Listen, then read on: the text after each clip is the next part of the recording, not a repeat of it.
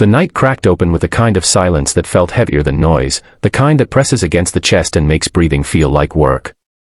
Snow drifted past a flickering streetlight outside a tired apartment, and inside that small space a single father sat counting the seconds to midnight, certain that the new year would arrive with nothing but echoes of everything he had lost. He believed he was invisible to the world, forgotten by luck, abandoned by timing, and resigned to starting over yet again with empty hands and a full heart that had nowhere to pour itself. If you believe in kindness, second chances, and quiet miracles that show up when we least expect them, take a moment right now to like this video, share it with someone who needs hope, subscribe to the channel for more real-life stories, and tell us in the comments where you're watching from as this story begins. Ethan Walker had not planned to become a single dad, and he certainly had not planned to become one so young. Life had a way of collapsing plans without warning, and when his wife passed away after a sudden illness, the future he had carefully imagined folded in on itself like a paper crane dropped in water. What remained was Lily, his 6-year-old daughter with curious eyes and a smile that could briefly convince him the world was still kind. He worked long hours as a junior analyst at a large company, commuting before sunrise and returning long after dark, juggling bills, school lunches, and grief with the unsteady hands of someone learning everything all at once. Each day felt like a quiet test of endurance, and each night he wondered how long he could keep pretending he was strong enough. The apartment they lived in had thin walls and a heater that groaned louder than it warmed, but Ethan kept it tidy because routine was the only control he had left. On that final night of the year, Lily had fallen asleep on the couch wrapped in a blanket that used to belong to her mother, clutching a stuffed rabbit missing one ear. Ethan sat nearby, watching the rise and fall of her chest, telling himself that as long as she breathed peacefully, he could survive anything. The television played muted celebrations from distant cities, people cheering with glasses raised, fireworks blooming like promises that felt meant for someone else. Ethan turned it off, unable to watch joy he could not afford to feel. At work, he was known as dependable but forgettable. He arrived early, left late, never complained, and never asked for favors. The company's CEO, Jonathan Reed, was a figure so far removed from Ethan's daily reality that he might as well have lived on another planet. Reed's emails came through assistants, his decisions through memos, his presence reduced to framed photos in hallways and occasional mentions in meetings. Ethan assumed men like that lived protected lives, untouched by the kinds of losses that hollowed people out from the inside. He never imagined their paths would cross in any way that mattered. Midnight crept closer, and Ethan quietly carried Lily to her small bedroom, tucking her in with a tenderness that surprised even him. He whispered a promise to the sleeping air that next year would be better, though he did not know how he would make that true. When he returned to the living room, the clock ticked loudly, and the moment the year turned felt anticlimactic, a soft click rather than a bang. No fireworks outside, no cheers, just a tired man standing alone in a dim room, trying not to let disappointment settle in his bones. Then came the knock. It was firm but not aggressive, unexpected enough to jolt him upright. For a brief, irrational second, fear flared through him, because no good news ever arrived unannounced at midnight. He approached the door cautiously, heart pounding, mind racing through possibilities that made no sense. When he opened it, the cold rushed in, along with a present southwest out of place. It felt unreal. Jonathan Reed stood there, snow dusting his coat, eyes serious but warm, holding a simple paper bag in one hand. The moment stretched, disbelief hanging thick in the air. This was not a mistake, not a dream.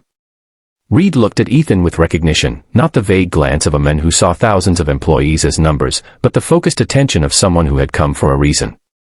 Without stepping inside, Reed explained that he had spent the past year rethinking what leadership meant, prompted by the loss of his own son in an accident that shattered his understanding of success.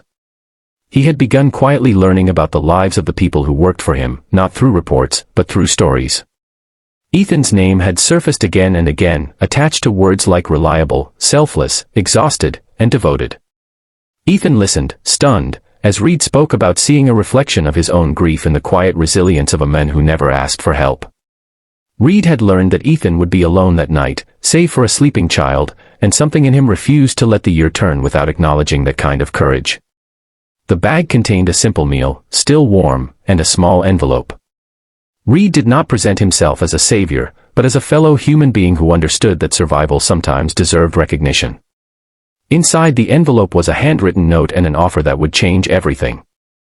Reed had authorized a promotion effective immediately, not as charity, but as correction for years of overlooked contribution.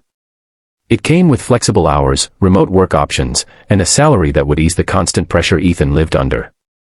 There was also a personal note offering access to counseling resources for both Ethan and Lily, because Reed knew that healing required more than money. The simplicity of the gesture, the thoughtfulness of it, broke something open in Ethan that had been locked tight since his wife's passing. Tears came without warning, not loud or dramatic, but steady and cleansing. For the first time in a long while, he felt seen. Not pitied, not measured, but genuinely understood. Reed did not linger, understanding that moments like this were private even when shared. He wished Ethan a new year filled with gentler days and stepped back into the cold, leaving behind warmth that had nothing to do with the heater. After the door closed, Ethan stood still, listening to the quiet again, but it no longer felt heavy. It felt open, like a pause before something new. He sat down at the table and let the reality settle in slowly, carefully, afraid that moving too fast would shatter it. When he checked on Lily, she stirred slightly, smiling in her sleep, and he realized that while the night had started in loneliness, it had ended in connection. The weeks that followed were not magically perfect, but they were different. Mornings were calmer without the frantic rush, evenings longer and filled with homework and laughter instead of exhaustion. Ethan found himself smiling more easily, breathing more deeply, allowing hope to take root where fear once lived. He worked with renewed purpose, not because he owed anyone, but because he finally believed his efforts mattered.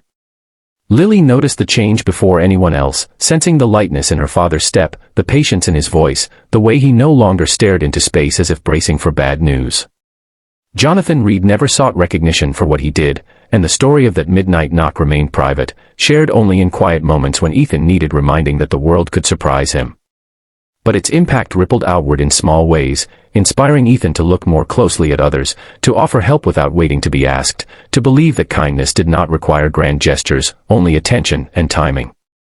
As another year unfolded, Ethan understood that the true gift of that night was not the promotion or the security, but the reminder that even in the darkest hours, someone might be paying attention, ready to knock on your door when you are certain no one knows you exist.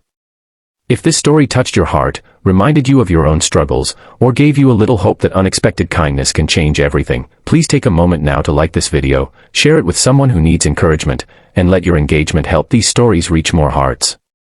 Before the ending, take a second to comment and tell us what this story made you feel and what you're hoping the new year brings into your life. Ethan would later say that the new year did not begin with fireworks or celebration, but with a quiet knock and a simple act of humanity, and that sometimes, the most powerful beginnings arrive not with noise, but with compassion at exactly the moment you think you are alone.